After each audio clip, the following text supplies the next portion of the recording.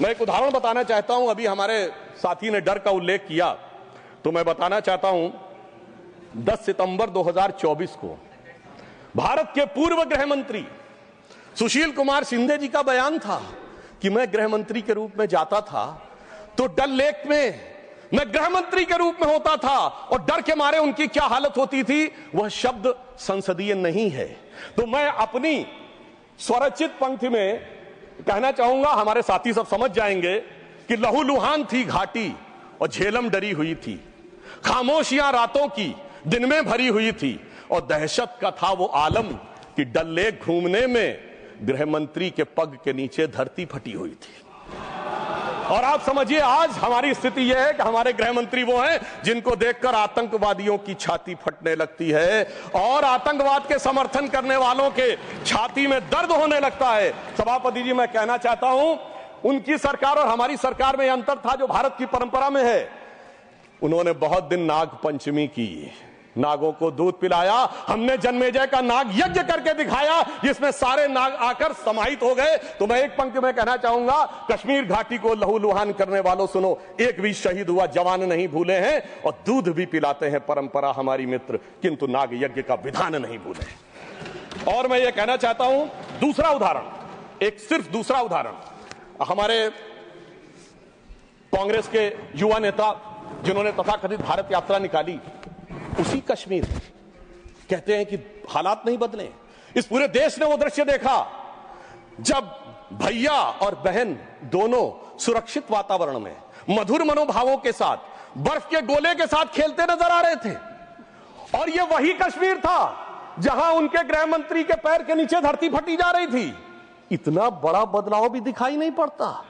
मैं पूछना चाहता हूं मेरे भाई कि अगर आप ये कहना चाहते हैं वही कश्मीर था जहां ऐसा इसके झंडे दिखाई पड़ते थे, जहां पाकिस्तान जिंदाबाद के नारे दिखाई पड़ते थे, वहां पर अगर आरजी और पीजी दोनों एक साथ सुरक्षित थे, एसजी भी खुश रही होंगी, मुझे लगता है जीजा जी को भी खुशी का एहसास होना चाहिए। मैंने किसी का नाम नहीं लिया है। और इसके लिए गृह मंत्री जी को साधुवाद देना चाहिए कि कश्मीर में इतना बड़ा बदलाव देखने को मिला है, कम से कम इतना तो करना चाहिए। और मैं अपने साथियों से कहना चाहूंगा जो उनके नेता बोलते हैं डरो मत, हकीकत का सामना करो कि कितना बदलाव आया है, इसको स्वीकार करो, डरो मत। डरने का काम देश के विरोधियों के लिए छोड़ दो हमारी सरकार ने। इसके अलावा हमारी सरकार के समय में इंडियन पैनल कोड को भारतीय न्याय संहिता के रूप में जो बदलाव किया गया वो एक महत्वपूर्ण बात है। परंतु मैं सभापति महोदय यह भी बताना चाहूंगा कि जब भी किसी चीज की तुलना हो तो तुलनात्मक होनी चाहिए।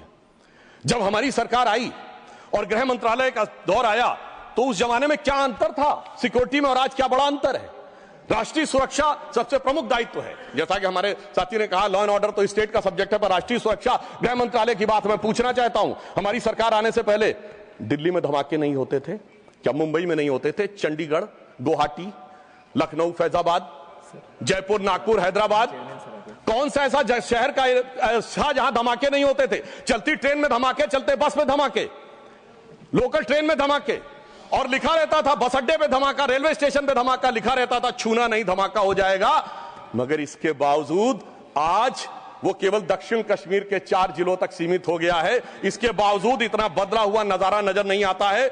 यह दर्शाता है कि कितना पूर्वाग्रह की दृष्टि है। और यह भी मैं बताना चाहता हूं, इस सरकार, पिछली सरकार के शासनकाल में जांच के अंदर किस प्रकार का कार्य हुआ, मैं 2 चीजों का उदाहरण देना चाहता हूं। समझौता एक्सप्रेस केस दुनिया के इतिहास का इकलौता केस होगा कि पहले वहां सरकार जांच कर रही थी कि पाकिस्तान ने कराया, अचानक यू टर्न ले लिया और तथाकथित हिंदू आतंकवाद पे आ गए। किस आधार के ऊपर? आरोपी के रूप में असीमा आनंद जी का जेल में इंटरव्यू। मैं पूछना चाहता हूं जेल में इंटरव्यू कैसे हुआ? बजाय इंटरव्यू लेने वाले पे कार्रवाई होने के पुलिस के सामने दिया गया बयान एडमिसिबल नहीं होता है और इंटरव्यू के आधार के ऊपर चेंज कर दिया। जबकि डेविड कोलमैन हेडली की तीसरी पत्नी फौजिया का अमेरिका में दिया इंटरव्यू है जिसमें सीधे सीधे उसने कहा कि यह पाकिस्तान का इन्वॉल्वमेंट था। दूसरा उदाहरण देना चाहता हूं, इशरत जहां केस। यह दुनिया के इतिहास में इन्वेस्टिगेटिव एजेंसी में एक अद्भुत उदाहरण होगा कि पहले भारत की आईबी और सीबीआई दोनों कह रही थी कि इशरत जहां आतंकवादी है, फिर अचानक सीबीआई ने स्टैंड चेंज कर दिया और कहा वो आतंकवादी नहीं है। मगर सभापति महोदय, आईबी चीफ कहते रहे कि वो आतंकवादी है। यानी ऐसा विचित्र उदाहरण था कि एक ही सरकार की 2 एजेंसी एक दूसरे के खिलाफ बोल रही थी। और जब हमारी सरकार आई और वो हलफनामा बदलने का आधार पूछा गया तो सभापति महोदय फाइल गायब थी। यह दर्शाता है कि सिक्योरिटी का किस प्रकार से मजाक उड़ाया गया। 26/11 का हमला हाफिज सईद ने कराया, यह इनकी सरकार मानती थी, मगर हमारे कई सम्मानित नेता उस तरफ बैठे हैं जो कहते थे आरएसएस ने कराया। सिक्योरिटी का जिस प्रकार का मजाक इनकी सरकार में उड़ाया गया है, यह दर्शाता है कि वो सिक्योरिटी किस प्रकार की थी। मुझे समझ में नहीं आ रहा था कि वो लोग जो अपने जमाने में क्या कहते थे कि इशरत जहां बेटी है, याकूब मेनन की जुडिशियल किलिंग हुई है, अफजल हालात का मारा है, जाकिर नायक शांति का मसीहा है, ओसामा जी हैं, हाफिज साहब हैं, इस हालात के बाद क्या होना था? मैं पूछना चाहता हूं, ये डर के बोल रहे थे या प्रेम से बोल रहे थे? या आपकी मोहब्बत की दुकान के सरमाएदार थे या मोहब्बत की दुकान के खरीदार थे? और मैं सिर्फ अब 2 स्टेटमेंट कोट करना चाहूंगा उस सरकार की हालत के लिए। 20 जनवरी 2013 को तत्कालीन गृह मंत्री सुशील कुमार शिंदे जी ने जयपुर में वक्तव्य दिया कि आरएसएस के कैंप्स में टेरर ट्रेनिंग की जाती है, और जब सुषमा स्वराज जी ने आके सदन में पूछा, गृह मंत्री ने अपना बयान वापस ले लिया। सोचिए, इस प्रकार का मजाक भारत की सुरक्षा के साथ कभी सुनाई नहीं पड़ता। और 14 जुलाई 2011 को कांग्रेस के एक चिर युवा नेता जो चिर क्रोधित और चिर आक्रोशित रहते हैं, उन्होंने एक वक्तव्य दिया था, but terrorism is something that is impossible to stop all the time. यानी हमेशा के लिए आतंकवाद को रोकना मुमकिन नहीं है। सभापति महोदय, जिस सरकार का चाल चलन ऐसा था, उसके हालात में रोकना मुमकिन नहीं था, पर आज मोदी जी की सरकार है तो मोदी है तो मुमकिन है, वो हमने करके दिखाया। मैं दूसरा बताना चाहता हूं उदाहरण। एक दौर था जिस जमाने में 26/11 हमले के बाद से पहले 2007 में आंतरिक सुरक्षा के लिए नीति क्या थी? हवाना में जाके यह कहा कि पाकिस्तान आतंकवाद से पीड़ित देश है। यह भारत सरकार का ऑफिशियल स्टेटमेंट था। 26/11 के हमले के केवल 9 महीने बाद जुलाई 2009 में शर्म शेख में ज्वाइंट डिक्लेरेशन में बलूचिस्तान का उल्लेख आया और यह कहा गया टेरर के अटैक से टॉक्स प्रभावित नहीं होंगी। मगर सभापति महोदय, जो हमारी सरकार आई तो हमने कहा टेरर के साथ टॉक्स नहीं होंगी। और जब से मोदी जी की सरकार आई है, हमने इस बात को बिल्कुल साफ साफ कर दिया है। और इसीलिए पिछले 11 साल ऐसे जब कोई औपचारिक द्विपक्षीय वार्ता नहीं हुई, सभापति महोदय, क्योंकि जब से हमारे गृह मंत्री जी आए हैं, हालात में जानते क्या बदलाव आया है? उस जमाने में शांति के कबूतर उड़ा करते थे, अब गुरु गोविंद सिंह जी के बाज उड़ते हैं। और जिसे हम अपने लखनऊ की भाषा में कहते हैं कि अम्मा मियाँ वो दिन लद गए जब उस्ताद लल्लू खफाकते उड़ाया करते थे। और अब वो बदलाव ये देखने को मिला है। ये लोग तो वो हैं सभापति महोदय जिन्हें भारत इतना कमजोर चाहिए था, किसी संसद भवन की छत के ऊपर जो शेर बने हैं उसके लिए लोग गए थे कोर्ट में कि शेर ज्यादा आक्रामक दिख रहे हैं। यानी इन्हें शेर बिल्ली जैसे चाहिए थे, बिल्ली जैसे नहीं, भीगी बिल्ली जैसे चाहिए थे। परंतु शायद ये भूल गए कि हमारे प्रधानमंत्री जी और गृह मंत्री जी गुरु गोविंद सिंह जी से भी प्रेरणा लेते हैं, शिवाजी महाराज से भी प्रेरणा लेते हैं, महाराणा प्रताप से भी प्रेरणा लेते हैं। और उनकी तरफ से हमारी नीति के लिए कहना चाहूंगा कि मन में है धैर्य और तन में प्रचंड शौर्य, बन चंद्रगुप्त मौर्य प्रलय मचाएंगे। और महाराणा और शिवा की संतति कहाते हम शीश कट जाए भले झुकने ना पाएंगे। और बार बार छेड़िए ना भारत स्वाभिमान को, अन्यथा बाद में बहुत पछताएंगे। सौगंध मां भवानी की उठेगी ललकार जब आपके घरों पे चील कौवे मंडराएंगे। और यह आपने देखा, ये बालाकोट में भी दिखा, ये सर्जिकल स्ट्राइक में भी दिखा। और तब हमारे विरोधी क्या कहते थे? आदमी मरे थे कि कौवे मरे थे, पेड़ गिरी थी कि बिल्डिंग गिरी थी। इस प्रकार के मजाकिया बात करने वाले लोगों को मैं बताना चाहता हूं कि भारत की व्यवस्था, अभी एक विषय का उल्लेख आया हमारे साथी ने, मैं एक बात पूछना चाहता हूं। वोटर डुप्लीकेशन की बात हमारे विरोधी उठाते हैं। मैं कहना चाहता हूं, अगर वोटर डुप्लीकेशन की बात करना चाहते हो तो पहले सिटीजनशिप डुप्लीकेशन तो क्लियर कर लीजिए। क्यों नहीं एनआरसी के लिए हां बोल देते हैं, उसके बाद यह मुद्दा ही खत्म हो जाएगा। भाई, जब आप कह रहे हैं कि वोटर्स को लेकर आपके मन में संदेह है तो एक बार एनआरसी करवा दीजिए, दूध का दूध पानी का पानी। मगर सभापति महोदय, एनआरसी क्यों नहीं करानी है? उसका कारण यह है कि पिछले चुनाव में सबसे बड़ी जीत कहां पे हुई है? असम की धुबरी सीट पे कांग्रेस के नेता रकीबुल हसन 10,25,000 से जीते हैं। और असम के जो हमारे साथी यहां बैठे होंगे, धुबरी को मिनी बांग्लादेश कहा जाता है।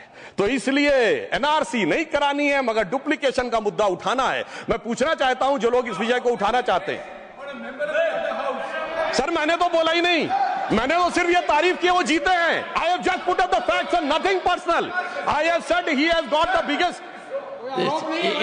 सर, हमने तो सिर्फ एक डाटा बताया है। Sudhanshu ji, take your seat. Honourable members, एक second, 1 second. Honorable members, my very extensive ruling is there that this House, the Council of States, is well within its rights to discuss conduct of any person, including member of that House. Not, I will look into it. Look here. 1 second. 1 second. Honorable HM. मान्यवर, मैं बड़े ध्यान से माननीय सदस्य का भाषण सुन रहा था। इन्होंने कोई टिप्पणी माननीय सदन के दूसरे सदन के सदस्य के लिए नहीं की। इनका जीत का मार्जिन बताया, वो रिकॉर्ड का हिस्सा है मान्यवर, भारत के चुनाव आयोग के रिकॉर्ड का हिस्सा है। और इसमें अगर थोड़ा ऊपर नीचे होगा 2-5 हजार, तो कल भाई लेटर देकर सुधार देना सुधांशु। नहीं, एक सेकेंड। माननीय सदस्यगण, इसी सदन में जब तत्कालीन सदन के नेता पीयूष गोयल जी ने लोकसभा के सदस्य जिन्होंने विदेश में जाकर भारत पर कुछ टिप्पणियां की थी, वो मुद्दा उठाया, तो एक पॉइंट ऑफ ऑर्डर रेज किया गया और पॉइंट ऑफ ऑर्डर का मैंने निर्णय दिया और मैंने कहा कि अपने रूल स्पष्ट हैं और रूल ये कहते हैं कि लोकसभा के सदस्य के बारे में चर्चा यहां हो सकती है।